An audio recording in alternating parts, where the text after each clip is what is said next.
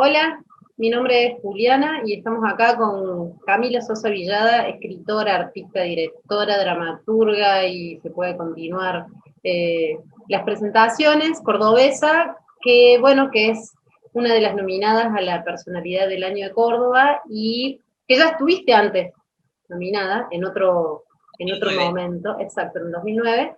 Y bueno, vamos a hablar un poco de lo que fue este año, Camila, para vos, que me parece que en tu carrera hay varios años que fueron los años, pero no sé si tenés la sensación de que este fue el año en pandemia, que debe haber sido bastante particular, pero bueno, por las repercusiones que tuvo tu novela Las Malas, la reciente reedición del libro La novia de Sandro, y bueno, porque llegaste a lectores de todo el mundo. ¿Cómo viviste este año en simbiosis con estas dos cosas? Un reconocimiento de parte de un montón de espacios y de premios y de lectores, y por otro lado, la imposibilidad de al encuentro de esos mundos. Bueno, lo primero es que me da la sensación de que a partir de Carnes Tolendas todo podía mejorar solamente, que nada podía empeorar. Y esa sensación me ha ido acompañando porque en general casi todos los años me sucede algo que es para atesorar, ¿no? Puede ser algo de trabajo, ponerle cosas que me dieron muchísima satisfacción, como Despierta Corazón Dormido, de la Frida, eh, bueno, Misa Negra que hacíamos con el Agustín, varias cosas, o tal vez una historia de amor, o el nacimiento de una amistad que hacían que eso fuera así, cada vez solo puedo estar mejor. Con la aparición de Las Malas el año pasado, eso fue como si se hubiera multiplicado, como si se hubiera expandido, esa posibilidad de ser mejor hubiera roto los límites para duplicar un bienestar. Y realmente pasó este año, que además fue un año en el que la gente engordaba, se separaba, perdía sus trabajos, no sabía cómo iba a llegar a fin de mes, y yo estaba en el proceso contrario, afianzando una historia de amor, con el libro apareciendo en distintos idiomas, recibiendo afectos y también recibiendo palos, por supuesto, también recibiendo eh, algunos bardos, pero la sensación es que siempre se puede mejorar. Y respecto a que se publique en otros idiomas y lo lea otra gente, como que personalmente me interesa el tema del dinero, tengo que ser sincera. Sí, me parece que, bueno, es una compensación, es como un retroactivo, como si me hubieran prometido alguna vez una jubilación y la estuviera cobrando toda junta ahora. Uh -huh. Eso hace una diferencia enorme con otros años. Aparte, yo trabajo desde, no sé, desde los 8 años, salgo a vender cosas a la calle, entonces no es algo que no, por lo que no haya peleado, digo, poder estar tranquila económicamente. Y el año pasado con Las Malas empezó a pasarme eso, que ya no me tuve que preocupar por pagar el alquiler. Y eso es un golazo para mí, es realmente un bienestar. Eso también me obliga a reelaborar muchas cosas de cómo estoy plantada en la vida, de qué cosas respondo en las entrevistas y qué cosas me parece que ya no tengo que hablar más. Eh, Reelaborar también algunas cuestiones en torno a los privilegios, que es algo que está aparte tan de moda, como decir, bueno, cuestiona tus privilegios, bueno, a ver cómo hago yo. Entonces, bueno, ha sido también una cosa bastante nueva, pero sí me da la sensación de que además es algo que hice sin saber siempre, poner, qué sé yo, cuando no había ninguna traba en Ciudad Universitaria, yo estaba estudiando comunicación social. No había ninguna traba en teatro, yo caía a teatro y estudiaba teatro. En el 2009 me puse en pelotas cuando no sé, éramos de una clandestinidad enorme, yo terminaba Carnes Tolendas y hacía, ¡ay!, me desnudaba. Como, viste, en 100 años de soledad, cuando va José Arcadio Buendía a buscar a dónde fundar Macondo, y se interna en la selva, bueno, como una cosa así estoy haciendo. Y me da la sensación de que eso que pasa con el libro es un poco una expedición a tierras que son nuevas para las chicas que están naciendo, ¿no? Que es que les va a pasar algo que a mí no me pasó cuando era más chica, hasta que apareció Cris Miró y apareció Flor de la B en la tele. el, la imagen de las travestis era terrible, era verlas en la calle, verlas forcejeando con la policía para que no las metieran a los patrulleros. Entonces, bueno, ahora hay otras imágenes también para contemplar y eso me parece que está buenísimo. A mí, hablando de todo esto, uno de los reconocimientos importantes que tuviste este año fue el premio, el Sor Juana Inés de la Cruz, el premio que te dieron desde Guadalajara, porque no pudiste ir. ¿Qué, digo, qué significa para vos este premio? ¿Qué trascendencia tiene? ¿Te da igual? ¿Es algo que como decía recién, capaz que es algo que te reconforta después de muchos años de trabajo? En lo personal, más allá de la escena literaria, en lo más personal, ¿qué repercusiones tuvo en vos, en tu experiencia? Bueno, todo eso que te dije antes, por supuesto, esto del dinero, esto del que hace que el libro se venda más, que lo conozca más gente, etcétera. También me da una tranquilidad, ¿sabes? Me siento y pienso, bueno, hice bien cada elección que tomé, conscientemente o inconscientemente, la tomé bien.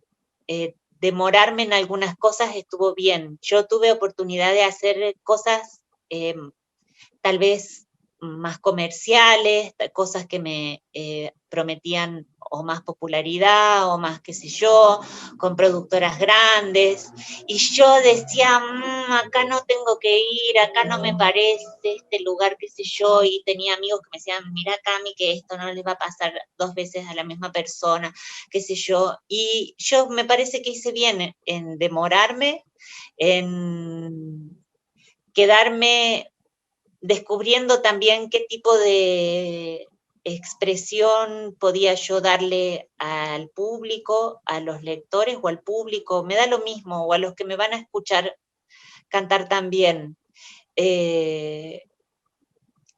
Como hundirme en esa búsqueda que finaliza con las malas, si se quiere, porque a partir de eso yo creo que ya no tengo que pagar ningún espacio, ningún derecho de piso, ni mucho menos. Y eso me da mucha satisfacción, decir, bueno, tomaste buenas decisiones, porque parece, además, que El tuviera que... tiempo te dio la razón, una cosa así. Sí, me senté a ver, a ver cómo daban frutos los árboles, es hermoso, porque bien podría haber pasado otra cosa, pero bueno, me pasó esto. Cami, te viene hablando en un montón de espacios en los últimos años de todas las deudas que tiene el Estado y la sociedad con la comunidad LGTBQ y, perdón, me faltó la última letra, y a mí me parece que es interesante también pensar en la deuda que la cultura o que los ambientes culturales tienen para contar ciertas historias, ¿no? Porque al final de cuentas se trata de eso, de contar historias de todas las personas y las diversidades que habitan. ¿Te parece que estamos en una época en la cual libros como Las Malas o algunas series de televisión, que estuvimos hablando fuera de cámara de La Veneno, una serie que nos gusta a los dos, bueno, y otras historias más en cine y en otras disciplinas, eh, que ahora se está como consolidando ese espacio nuevo y que es importante, y por qué es importante ese espacio, ¿no? Para hablar de estas historias. Me parece que es un grito de auxilio de la cultura como venía hasta este momento, que estaba ya como aburriendo.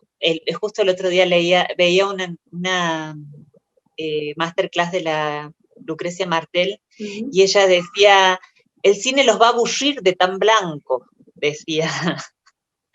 Y hablaba de que es muy barato filmar en los countries, entonces casi todas las películas argentinas se filman dentro de barrios cerrados, y ella decía, bueno, pero ¿qué idea de mundo te da un country? Que si no tenés el sonido de una ciudad atrás, si no tenés el sonido de...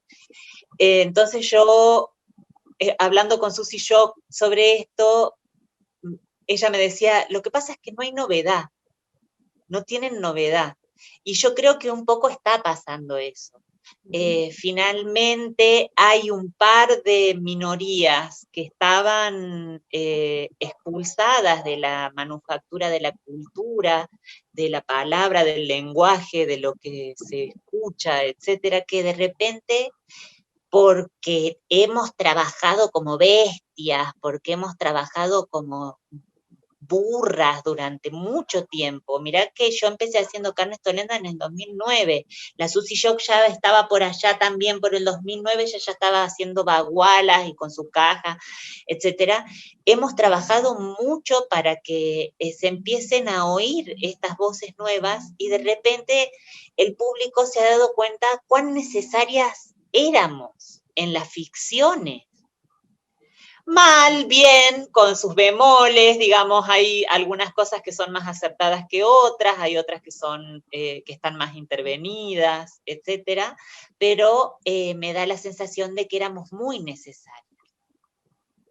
Hay otro cambio también, que lo vengo pensando, no es nada del otro mundo lo que te voy a comentar, pero digo, ficciones o relatos o historias o pelis sobre personajes trans ha habido antes. Lo que noto es que ahora no solo importa sobre quién es la ficción, sino quién es la voz que la cuenta, ¿no? Que no es, sí. que cambia mucho la perspectiva, y me parece que ahí hay un cambio. ¿Quién es la voz que la cuenta? ¿Quién es la actriz o el actor que la interpreta?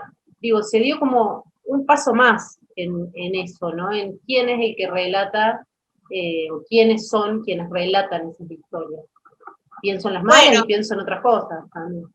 Ahí lo que pasa también es que da resultado algo que está bastante denostado, que es la corrección política. Viste que a veces dicen, no, pero nos persiguen con la corrección política, no podemos hablar, no podemos decir nada. Bueno, me parece que este es uno de los costados lindos de la corrección política, porque además lo que provoca es que el mismo público exija que ya no sea un tipo que se pone una falda y más o menos lo producen para que parezca una chica trans. El mismo público dice, no, esto no puede ser, esto tiene que ser una chica trans. Y eso me parece alucinante que pasa, alucinante. Y es de las cosas buenas de la corrección política. Sí, yo a veces le llamo corrección humana en algunos puntos. Claro, pero aparte, hablando de estas deudas, diciendo, bueno, ¿cuáles son las deudas que se tienen? ¿Qué mejor que ir por el lado políticamente correcto con las personas trans? Después nosotras nos encargamos de ser incorrectas, de romper con algunas cosas, pero la sociedad tiene el deber de ser correcta con nosotras. Y verá que digo correcta, no digo, porque aparte a veces pienso que la deuda es insaldable, no se puede saldar, no hay manera. Si una se pusiera a hacer números y quisiera cobrar por el sufrimiento o quisiera cobrar por la orquestación de la trata de personas que hacía el mismo Estado sobre los cuerpos trans, si una se pusiera a querer cobrar, ver morir a sus amigas o que te echen de tu casa o lo que fuera, ¿cómo va a pagar una sociedad semejante daño? Eso no lo puede hacer. No hay dinero, no se funde el país si tienen que hacer esto que nosotras decimos reparación histórica para determinadas mujeres trans de determinada edad, por ejemplo, que han sobrevivido a la dictadura militar y a los años 80 en la Argentina, que fueron también muy, muy duros, incluso con la democracia.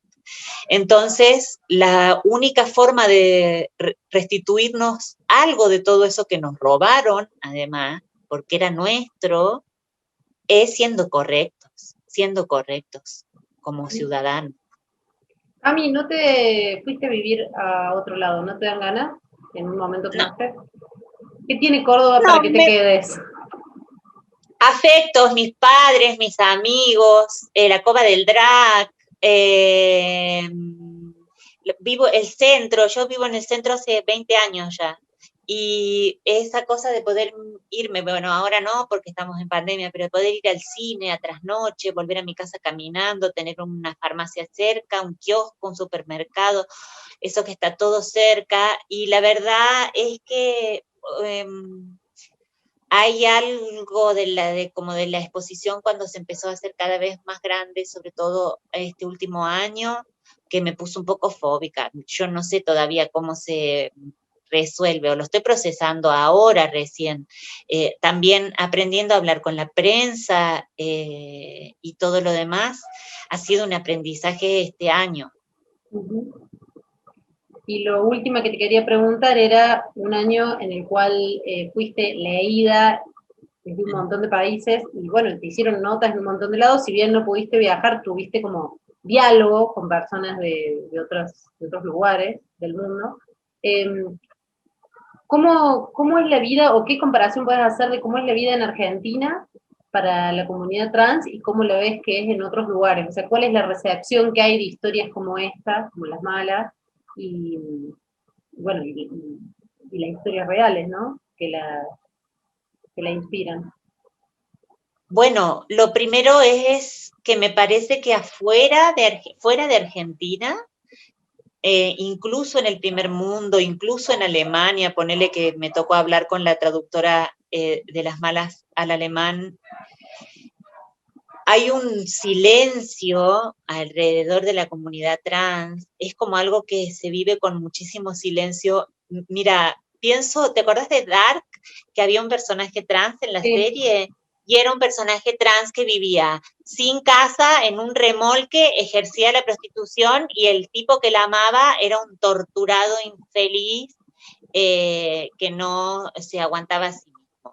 Digo, bueno, me tocó hacer notas con España, con Colombia, con México, y era muy fuerte atender a cómo éramos tratadas en masculino, por ejemplo, cómo se daban por sentadas cosas que en este país, yo no sé si es por el proceso que hicimos, me parece que es por eso, por el proceso que hicimos después de la dictadura, en torno a los derechos humanos, me parece que eso es otra de las cosas buenas de la corrección política. Algo de eso hace que sobre determinados temas se hable, discutiéndolo con una grieta enorme al medio, con enemistades, etcétera, pero hay algo que se habla, que se dice, y lo venimos diciendo hace rato las trabas, además. Afuera no es así, no se habla. Y estamos viste, como por los márgenes, qué sé yo, y eso me pareció muy fuerte. Suponete, pasó con una nota en un diario que no me acuerdo ahora cuál, pero de estos así popes de España, el periodista hacía una crítica a la novela como si yo fuera Carver, ¿viste? O sea, una crítica así increíble sobre la escritura y todo lo demás, pero él sacaba los párrafos de las malas, les corregía el artículo y los citaba en su nota. Los ponía artículos masculinos. No. Así en la nota, y yo llamé llorando a Tusquets acá diciendo, mira, la verdad que no sé con quién hablar de esto, porque además yo sé que no tienen nada que ver Tusquets Argentina. Se armó una movida en la mañana, Tusquets se haya movido, levantaron la nota del diario, porque era muy violento. Qué loco. Y ahí dije, realmente Argentina es como una tierra prometida, que la hemos hecho nosotras, que no es mérito de la sociedad argentina, no es mérito de ningún partido político, el que se lo quiera achacar si no es trans está muy equivocado, eso es algo que han hecho las travestis.